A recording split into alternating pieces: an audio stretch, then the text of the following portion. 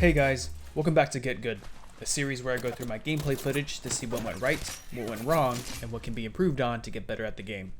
I'll try to go through every aspect that I can, covering mechanics, positioning, and game sense. Let's dive right into it. In this first clip, we'll see a few examples of where I could have done a better job utilizing cover and peeking from corners so that I'm not fighting multiple enemies at the same time. Here's the scenario. We're at the geyser and have a long way to run to the first circle. As we're making our way out, we get shot at from a distance by someone at this building. Rather than engaging in a prolonged gunfight and risk dying to the zone, we decide to run through this tunnel where we run into more people. There's a lifeline right in front of me and a pathfinder somewhere behind this pillar. I do a decent amount of damage to her, so I decide to be aggressive and push forward. Once I turn the corner though, I lose sight of her and have no idea where she is. It turns out that she's right here and that she has line of sight on me. I would have been an easy target for her to shoot at while I was focused on someone else. Luckily, they don't capitalize on this and I knock the pathfinder. Here's where we see the consequences of not keeping track of their lifeline. I run out into the open while reloading, not knowing she's right there and she hits me for 25 damage for free. If I was paying attention, I would have known to stay behind these stairs to complete my reload before pushing out. Because I have nothing to heal with, every hit point matters.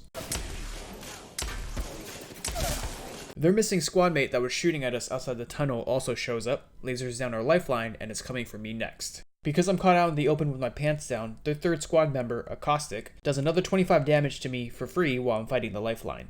I lost 50 health from not staying behind these stairs as cover because I wasn't paying attention to where people are. There's a lot to break down over the next several seconds, so I'll let this play all the way through and we'll rewind it to go through it.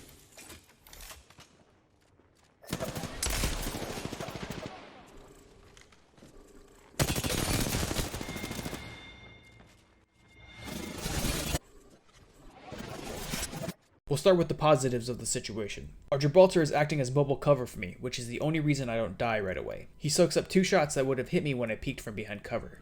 The other thing that went right was the way I utilized the Peacekeeper. Ideally, you want to quickly peek from cover to fire a shot and get back behind cover during the animation in between shots. This will allow you to output a ton of damage while taking very little yourself. On to the negatives. At this range, I shouldn't be using the Peacekeeper at all without a precision choke on it to tighten up the spread. I would have been able to do more damage with the R301. Also, when I went to shoot, I exposed my full body, giving him more surface area to hit. The best thing to do would have been to shoot through the open areas of the forklift, which would have made it very difficult for him to hit me. I completely leave my cover again, which with my low health pool is not a good idea. The Caustic walks away from this fight with 37 HP. Here's another clip where a lot happens in a short amount of time, so once again I'll let it play through and we'll rewind and analyze it in slow motion.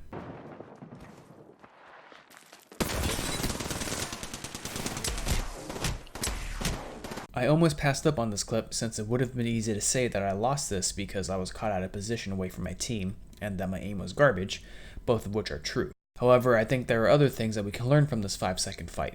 Let's see what we could have done better. So I run into this Bangalore and dump my R99 into her and we trade damage. She breaks my armor, I break hers, now I need to reload. At the same time, their Pathfinder shows up.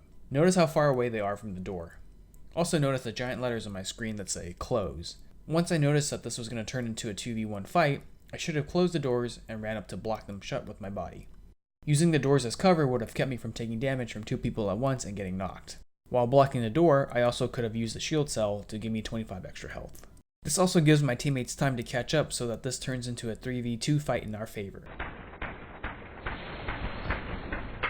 Even when I was jumping back, I had until this point to close the doors, which would have kept the last shot that downed me from hitting me.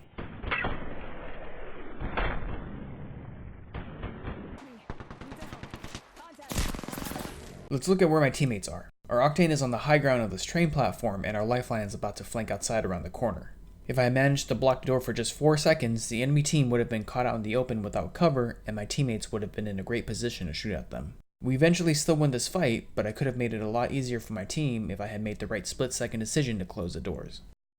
In our final clip, we have another example of poor situational awareness, and you can see how that lets the enemy team do easy damage to me. Right now, we know that there are at least 2 enemy players in the floating platforms above us. There's a Caustic here and a Wattson on the platform to the left.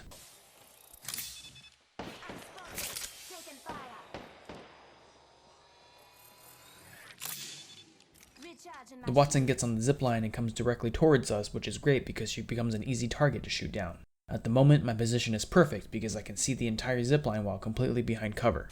However, I give up that perfect position as I strafe out into the open to get a better look at my target, which I didn't need to do since I could already see everything. I strafe out so far that the caustic now has an angle on me and he gets an easy 20 damage off.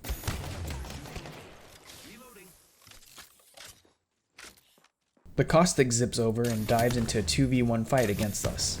This should go in our favor since he's completely out in the open and the train shelter I'm in provides cover against the Wattson on the high ground above us. I can shoot at the caustic through this window and dance behind this pillar here as makeshift cover against him if I need to. Once again, however, I throw away decent positioning because for some reason I feel like I need to have a clear and open sightline to my opponent instead of just working the angles to my favor. I strafe out into the open to down the caustic, but this exposes me to the Wattson who does 60 damage to me for free. So far, I've given up 80% of my health in situations that were entirely preventable. I'm just playing this game on hard mode for no reason. Anyway, let's think about what we can do here. I'm getting shot at from the high ground above me. I can run back into the shelter, jump through this window, and try to grapple away to better cover.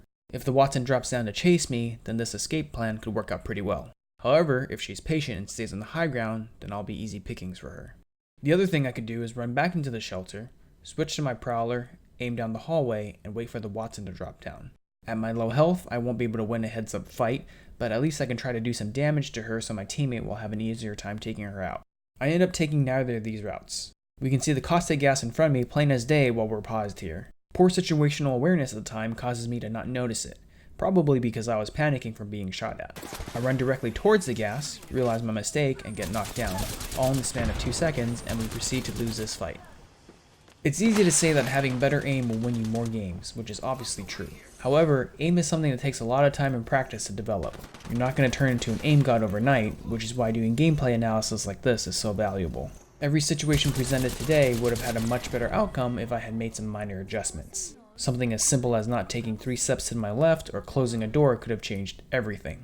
Analyzing these split-second decisions to figure out where mistakes were made will help you react faster so you can make the right call the next time you encounter the same situation in a game. Anyway, that about wraps it up for this video. Thanks for tuning in, and I'll catch you guys next time.